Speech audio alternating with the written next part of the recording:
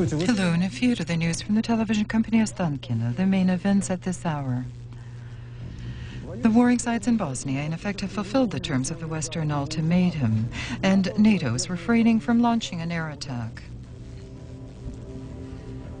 Heavy conflict was underway throughout the entire day in the area of the 12th outpost of the Moscow Border Regiment in Tajikistan. The heads of state of Belarus and Latvia signed in Minsk an agreement on borders and 7 other two-sided agreements. Afghani terrorists continue to hold a group of Pakistani schoolchildren. And in Lillehammer, the Russian women skiers have won the Olympic gold in relay races on the 4- and 5-kilometer distances. The President, Boris Yeltsin, voiced support for the activization of the role of the UN in the Bosnian regularization, expounding Russia's role in the conflict in the Balkans in the evening telephone conversation with the Chancellor of the Federal Republic of Germany, Helmut Kohl. The President of Russia and Helmut Kohl emphasized the significance of the political initiative of countries interested in the regularization in Bosnia. They expressed hope that at the meeting of leaders of diplomatic services of Russia, the European Union, and the United States on the 22nd of February in Bonn, there will be concrete proposals worked out on the process of regularization. Russia, according to Boris Yeltsin, sees 3 main aims in Bosnia.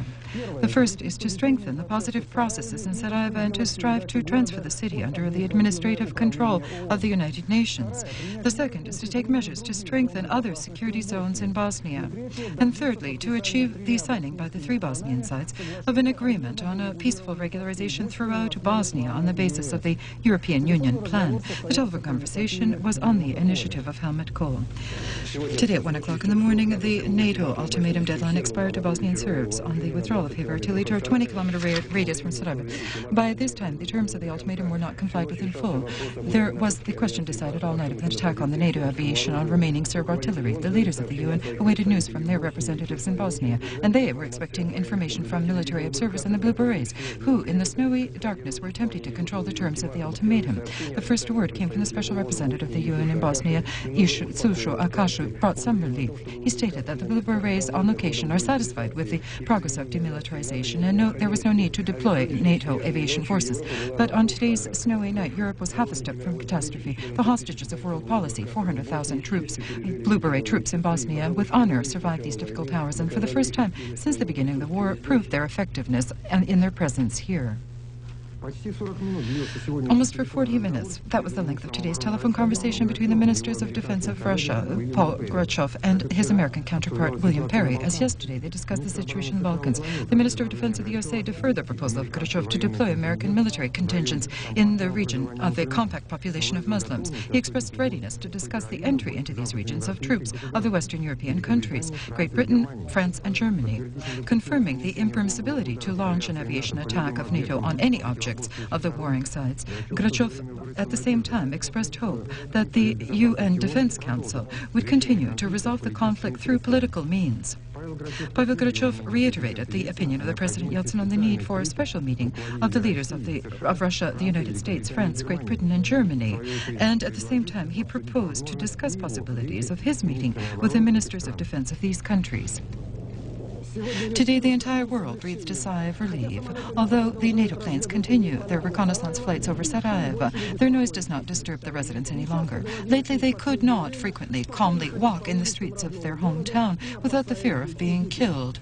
It may be that soon the NATO air armada will occupy the position of its permanent location because the cannons are silent, luckily silent. The majority of the artillery of the warring sides was taken out of the 20-kilometer perimeter, and the snow-covered tanks and artillery equipment are under the control of the UN peacekeeping forces. As the commander of the Joint Armed Forces of NATO in Southern Europe, the Admiral Jeremy Borda, said, by evening, almost everywhere, the inspection of the key military territories was completed.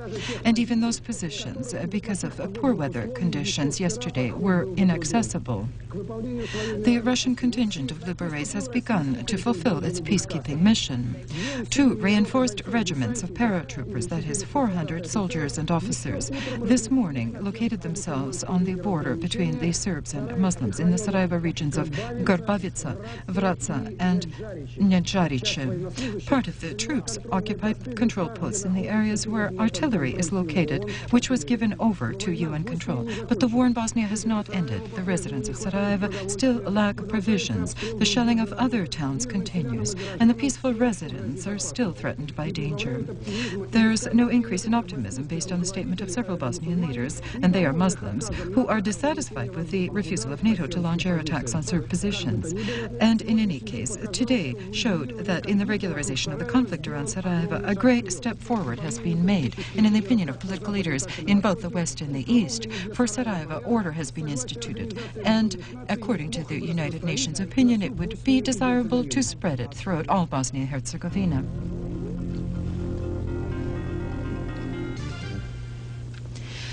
As of today, the President of Russia, Boris Yeltsin, who has suffered a cold over the last while, reached agreement with the attending physician to resume his work. After conducting the necessary medical consultations, the House Doctor of the President gave consent for Boris Yeltsin to resume fulfilling of responsibilities in full scope. This was stated by the press secretary, the President of the Russian Federation, Vyacheslav Kostikov. The first foreign visit of the chairman of the State Duma of Russia, Ivan Rybkin, was to Bulgaria. Russian parliamentarians were the guests of Plevin. 117 years ago, during the Russian-Turkish war against the Greco-Hispanic yoke, the battle for Plevin decided the fate of Bulgaria. 20,000 Russians laid their heads in the fields near Plevin. The descendants remember and honor their feat. Slavyanova is a small population. The peasants here were returned to their land. The new owners, and in Bulgaria there are one-tenth of all peasant operations are such, told us about their cares and land reform. The ties of the two parliaments must not only be restored, but receive a new impulse. This was spoken about today during the talks of the representatives of all basic factions of Bulgarian parliament. Cooperation of politicians of both countries, the development of economic and spiritual contacts between the new Russia and democratic Bulgaria must receive a priority level. This was stated at a meeting with the President of Bulgaria, Zhelo Zhelov. The cabinet ministers of Turkmenistan decided to cease, as of the 22nd of February, that is, as of tomorrow, delivery of gas to Ukraine. The reasons, as were indicated today at the meeting of the government of the Republic, was the unfulfillment by Kiev of its obligations on timely payment for deliveries. Payments had already ceased in November of 1993, reports Interfox. As of today, in Armenia, launched into circulation are metal change coins, dramas, and lumas. It has been exactly 3 months since Armenia introduced its own national currency, and even though the drama has not yet stabilized in relation to the dollar, for example, and its rate continues to plummet, the new money, nevertheless, have firmly entered circulation and are the only legal tender today on the entire territory of the Republic. And now, to banknotes, change coins have been added, and therefore begins the second and final stage of monetary reform. The coins were made of an aluminum alloy and are smelted abroad. They were issued in denominations of 1, 3, 5, and 10 dramas, and also 10, 20, and 50 lumas. 1 drama is equivalent to 100 lumas. A luma in Armenian means a deposit or donation. Who knows, perhaps this small coin will become that necessary donation in the strengthening of the young financial system of Armenia. As of the 1st of March of this year, the minimum basic amount for the financial fund of an opening commercial bank will be increased to 2 billion rubles. This was stated today at a press conference by the Deputy Chairman of the Central Bank of Russia, Dmitry Tulin. Until now, the minimum requirement was 100 million rubles, and now for this money, you cannot even buy a decent apartment. For example, of the 3,000 Russian commercial banks, the 2 billion ruble limit was achieved by each 15th.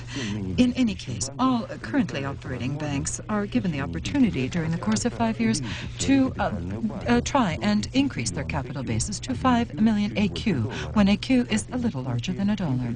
Otherwise, they will have to leave that stage. According to the first reaction of the representatives of bank circles, such a measure was long overdue. It will allow to decrease to a minimum the possibility of abuses, which are committed first and foremost by small banks. Through them, often, criminal money is laundered. Third, on the other hand, there will be an increase in the reliability of deposits. The system of control over larger banks will not permit the swindling of trusting clients. For the second day, the work is at a complete standstill at the mine Yurshor. The association Yerkuta Kol, as Interfax reports, since Sunday, 7 miners remained underground and announced a hunger strike. The reason of the strike is the delay in payment of salary for December of 1993. For the same reasons, today refusing to work are the mine construction workers of the 1st Mine Construction Division, the plant Pichor Shachto-Stroy.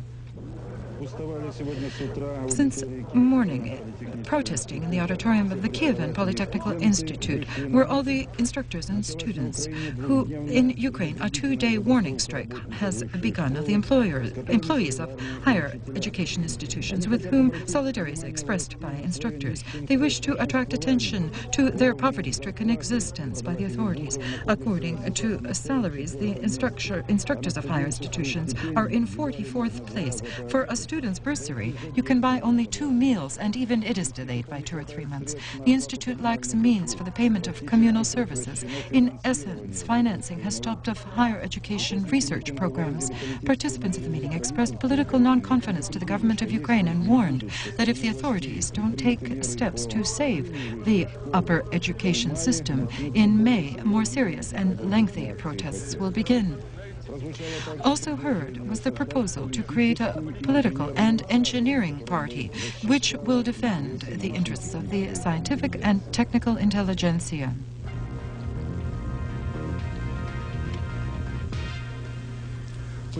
According to information which our television agency received in the Russian Ministry of Foreign Affairs today, a group of masked armed individuals attacked the military division of the Baltic Fleet of Russia at the KPP airport in the Estonian city of Surikul. The officers and sergeants on duty there were placed face down in the snow, and the building of the KPP was drenched with gasoline and incinerated. Today, the ambassador of the Estonian Republic in Moscow was invited to the Ministry of Foreign Affairs of Russia, where he heard a resolute protest expressed in connection with the provocation. The Russian Foreign Policy Department assesses it as extremely dangerous, a goal-oriented action which could lead to unpredictable repercussions. The February statement of Dmitry Snegorev that Moldova has no intention to become again someone's province affirmed that the president refutes the idea of joining with Romania and the prevalent social mood. We don't need Romania. Why? Because we're Moldovians, and they're Romanians. Today's planned amnesty blitzkrieg on the independence was a failure, and Moldavians yet did not recognize themselves as Romanians, despite the clarifying work of the National Front. This concept of the Moldavian people, there is no such people. This idea was created or fabricated. It's a political fabrication about the Moldavian people. There's only one people that exists, and that is the Romanian people. We want to be free, and together with our homeland is Romania. And only unification will deliver us from all our woes, from all horrors and wars, etc.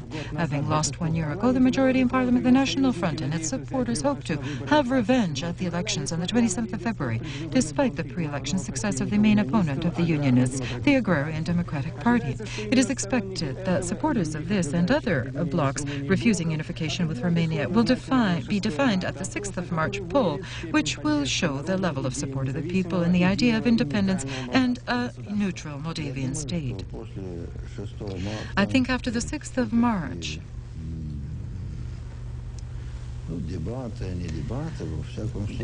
regardless of any debates that may occur, and the statements of various positions around this question, and even if they be critical toward the president, because he adamantly is pursuing this line into life, after that, I feel that the pressure will decline somewhat after the 6th of March.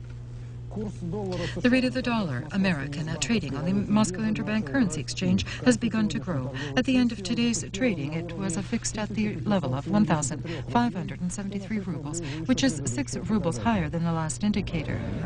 The easily destroyed with some political bravado economic ties between Poland and the Soviet Union are being restored with painful difficulty. But without them, apparently, it is obvious that it is impossible. This international fair in Suwałki, small town in the northeast of Poland, where borders converge for its new neighbors, Russia, the Kaliningrad district, Lithuania, Belarus, and Ukraine. Poland is suffocating from an overabundance of goods it is producing, which is being demonstrated at these stands, and its neighbors suffer from its lack. There is supply and demand, but there is no trade. It is sufficient to say that 1/3 of the current Russian-Poland goods exchange is controlled by the so-called capsule people who constantly migrate from one side of the border to the other with full bags of goods. From the fair in Suwałki is an attempt to give an air of civilized trade and this is an attempt in this direction which is not the first. But the results are negligible. What is the problem? The second Baltic Economic Forum gave an answer. Here it is. For example, apart from declarations taken at a very high level on the development of cooperation, nothing yet has been made to support business. No accounts of international centers or insurance companies have been formed. There is no reasonable tax or tariff policy. There's no system informing about stable directions in internal demand. And the most important thing, there is no hope to be heard by those on whom the adoption of decision depends. The idea of creating an Odessa free economic zone is acquiring realistic contours. Approved by the Cabinet of Ministers of Ukraine, the principal concept of the development of such a zone almost coincides with the project presented by the steering committee of Odessa. The creation of a free economic zone, this will be an island for the gleaning of certain experience and finding ways to leave the economic crisis. This idea found response in the West, especially in the European Bank of Construction and Development. The experiment of the Odessa Free Zone, which previously was viewed with caution, was seen as a manifestation of local separatism. Today is seen and appears to be a wise compromise between the extremely ineffective centralized economy and the centrifugal tendencies of other regions of Ukraine. Today, the main energy block has been turned off of the Bilibinsk nuclear energy station in the Magadansk district, set post factum. The stoppage occurred on the initiative of the strike center and the directors of the Bilibinsk nuclear plant because of the high debt of the consumers for used electrical power. The debt of the station itself toward its workers and partners is almost 6 billion rubles, and consumers owe the plant 8 billion. In the event of the continuation of the strike within the next 3 days, the majority of the largest plants of Yakutia and the Magadansk district can be stopped. A series of aviation catastrophes which occurred in the CIS and Russia lately has forced the entire aviation world to shudder and later to begin to analyze the reasons. The conclusion was not very consoling. Our crews and ground services during the course of many decades who were behind the Iron Curtain are working according to such shipshod rules which can be defined by the words of a song, on your word of honor and one wing. The first reaction was not to allow former Soviet planes abroad, but this is not a solution. And corresponding measures could have followed from our sides. Common sense point of view prevailed to teach Russian and those aviators with them the rules of safe flying. Unfortunately, planes crash throughout the entire world. And the most safe thing is not to fly at all. But I think that these efforts, which are being undertaken by the International Fund of Aviation Safety and other international organizations, they have come to tell us and to share their expertise and methods. And I think that the situation will be corrected. Small and average business in Belarus. It is already a factor of real influence on the economy of the Republic. An argument for such a conclusion at the Assembly of Business People was heard. 60% of the deliveries and the realization of oil products, and partly the refinery of them, is conducted by private structures. Housing construction, especially in villages, is more in the hands of auctioneer and constructional companies. Competition with the government companies, the firms excel in one main thing, the quality of the production objects. Neither the moaning of directors nor the accumulation or discussion of crisis phenomena characterize this meeting of entrepreneurs and representatives of the Supreme Soviet of the government, but the search of concrete ways to develop all forms of ownership, privatization of companies, not only in the sphere of services. For the forms of the type of buy and sell won't yield more goods. In order to deal with productivity, one must drastically change the economic situation and accept realistic economic methods of management. And therefore, for this, the entrepreneurs must give recommendations to both the government and the Supreme Soviet. And we hope that the higher echelons of power will hear our opinions. With a triumphant prayer, with the participation of the vicar of the diocese, the Right Reverend Archbishop Arseny, the new unexpected division of the Moscow hospital in the name of Ostromov was opened. Here they will perform analytical pathological work of the nervous system for specific forms of emotional disturbances when not yet psychiatric degrees of illness are obvious, organic disturbances caused by forms of stress. This is not real organic pathology which I can treat through surgical methods or chemical methods. Conditions which must be treated holistically, both emotionally, somatically, as well as through physical treatment. Simply speaking, we're not talking about a new hospital wing of 50 beds, but a new direction in Russian healthcare. Because of the treatment in the agitative nervous pathology sector, the patients will be spared treatment in psychiatric hospitals.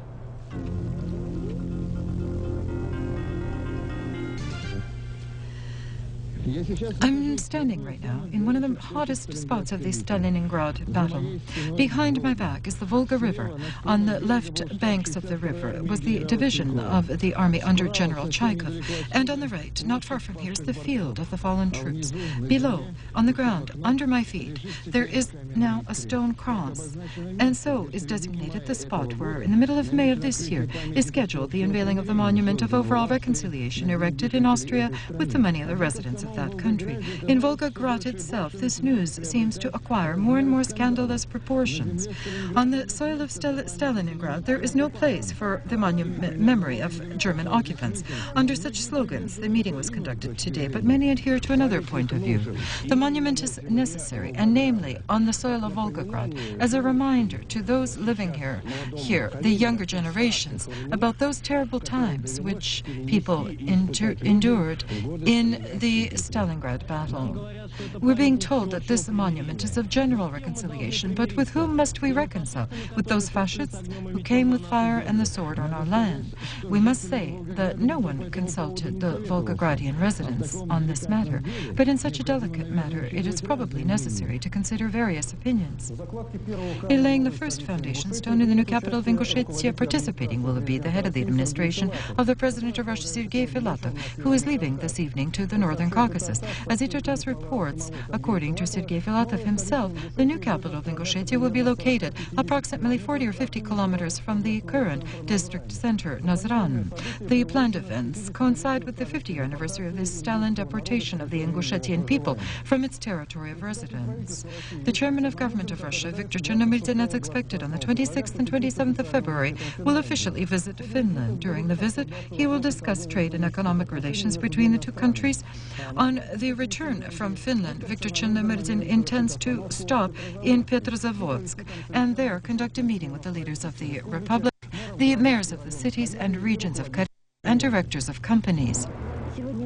Today in Brussels, a special session opened of the Council of the European Union on the level of Ministers of Foreign Affairs.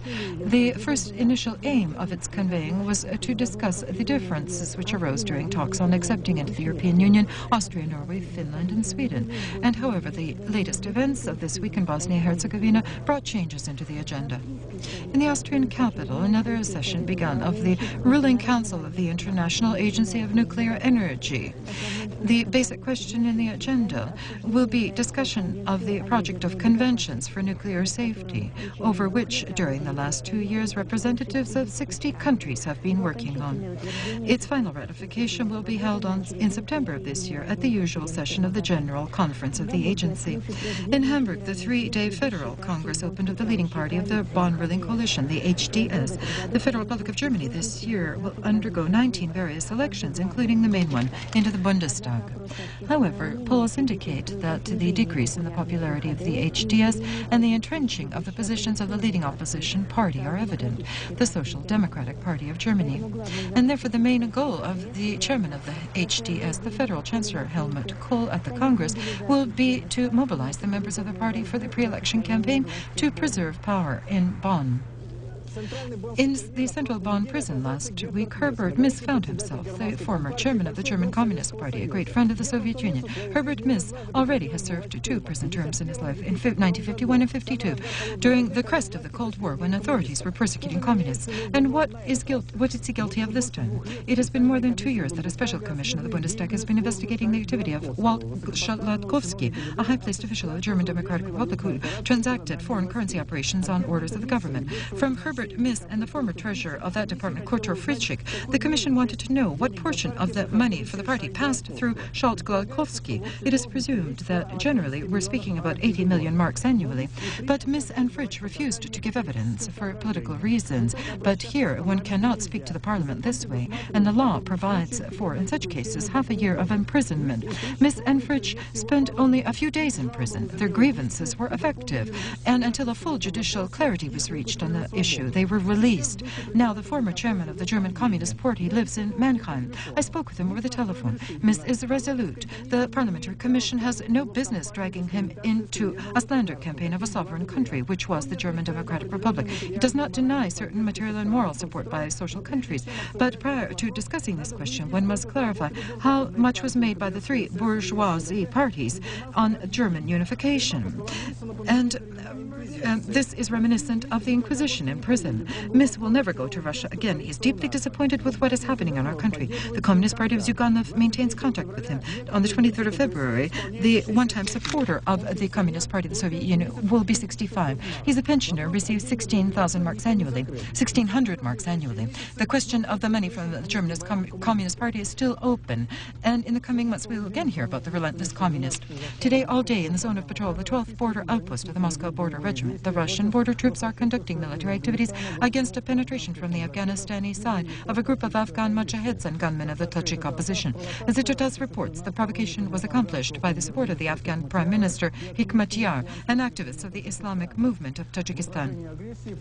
In warding off the aggression, participating with the border troops are units of the Ministry of Defense of Tajikistan and the 201st Russian Motor Artillery Division.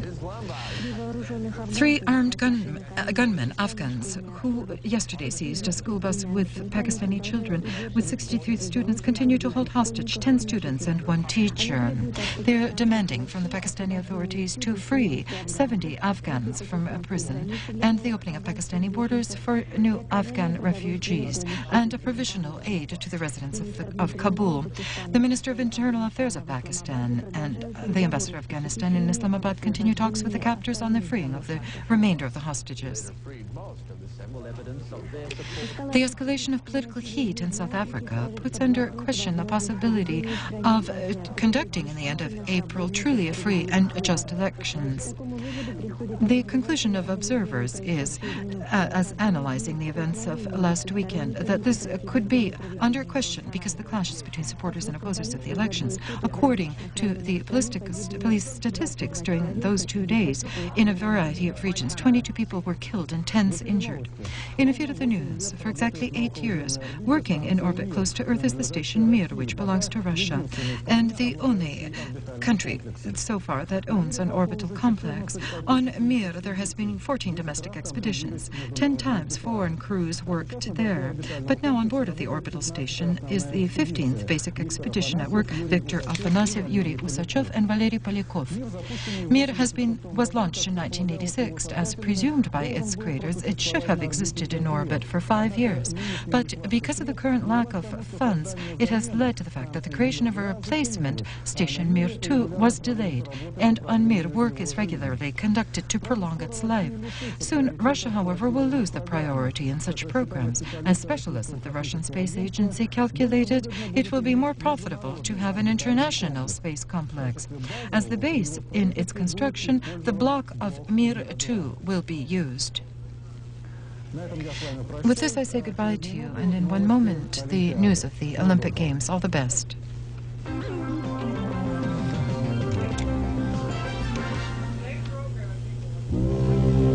Московская недвижимость – самое надежное вложение ваучеров и денежных средств. Миллионы акционеров МН-фонда стали совладельцами лучших объектов недвижимости и предприятий строительного комплекса. Наши акционеры имеют возможность выиграть квартиру в регулярной лотерее московской недвижимости. Московская недвижимость всегда в цене. Концерн АФТ, одна из ведущих производственных фирм России, объявляет о начале рекламной кампании по распространению акций второго выпуска. Становитесь нашими акционерами. Концерн АФТ.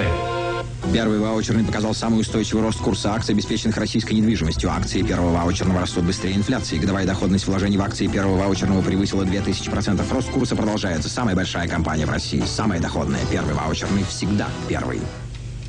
Куда ни кинь, всюду клин. На 50 тысяч уже ничего и не купить.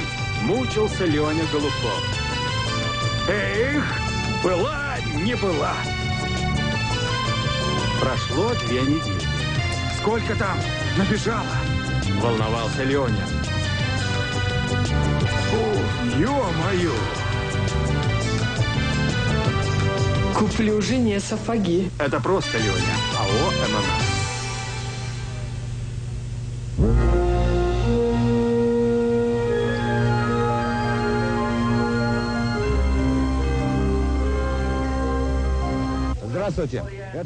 Hello. According to ancient tradition, each day at the Olympic Games, the first ones to enter the competitions are the athletes on the ski stadium. 14 teams departed for the distance with the hope of victory, but the chain broke rather quickly and the leaders were defined. They were the teams of Russia and Norway.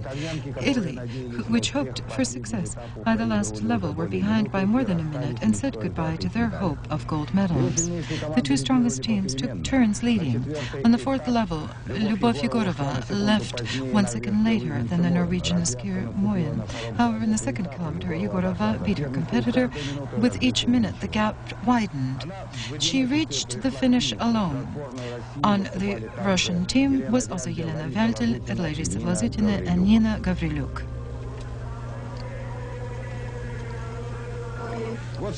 What is the most important thing in team racing?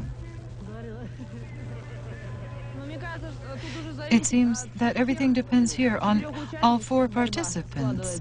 The competition unfolds that way. This year it was very difficult, but I think we were lucky.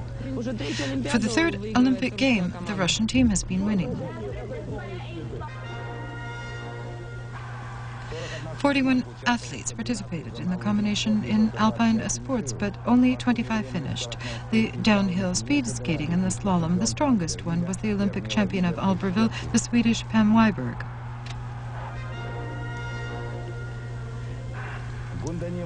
Gunda Niemann from Germany is the clear favorite in the women's competitions, but left without a gold medal. The Austrian Ilinesha Kulin in the 3rd lap showed a better time on the 1,500-meter distance. Svetlana Fedotkina earned the silver medal. Newman got the bronze medal. At the hockey tournaments today, they're deciding with whom the Russian team will play in the quarterfinals. This question could have been answered by the match between the teams of Sweden and Canada. In the event of victory, the Swedes would have been in first place and the Russian team would have had to play them. But the Canadians won 3-2, and by this hour, as previously, the fate is yet unclear of Group B. Today, to the press center, where the journalists of television and radio center visited the president of the International Olympic Committee, Juan Antonio Samaranch. The president stopped by our rooms in the television Ostankino. On the performance of Russian athletes, the president of the International Olympic Committee said, "I think the Russians have been very lucky during these games. The Norwegian police has cares apart from the Olympics. What happened in the country the press calls a national cultural catastrophe. The departure of guests from the Olympic Games will probably be complicated since the borders of Norway are being controlled with unheard of scrutiny. From the National Gallery in Oslo, a painting of Edvard Munch, The Scream, was stolen. This panel is of world-famous impressionist and can be seen only in reproduction. Specialists feel that the theft was pointless because the sale of such a famous masterpiece is impossible. It happened early in the morning and apparently took the criminals only 50 seconds." Уже сегодня более 300 банков всех регионов России объединились в единую банковскую сеть. Единая сеть – это скорость взаиморасчетов, Единая сеть – это колоссальные денежные ресурсы. Единая сеть – это возможность погашения взаимных долгов предприятий. Единая сеть – это единственный путь к успеху. Тверь, Универсал, Банк.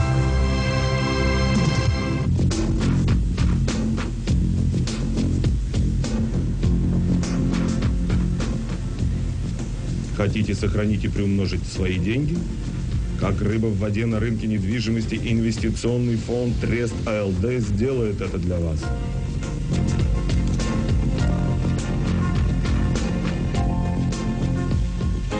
В океане фондов сделайте свой выбор.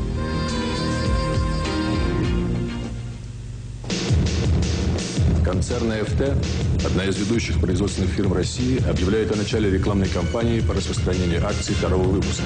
Становитесь нашими акционерами. Концерн АФТ. Совет директоров чекового инвестиционного фонда МММ Инвест принял решение, согласно которому все подписавшиеся на акции фонда до 28 февраля 1994 года будут включены в реестр акционеров, имеющих право на получение дивидендов по итогам 1993 года. На акции фонда можно подписаться в любом почтовом отделении России.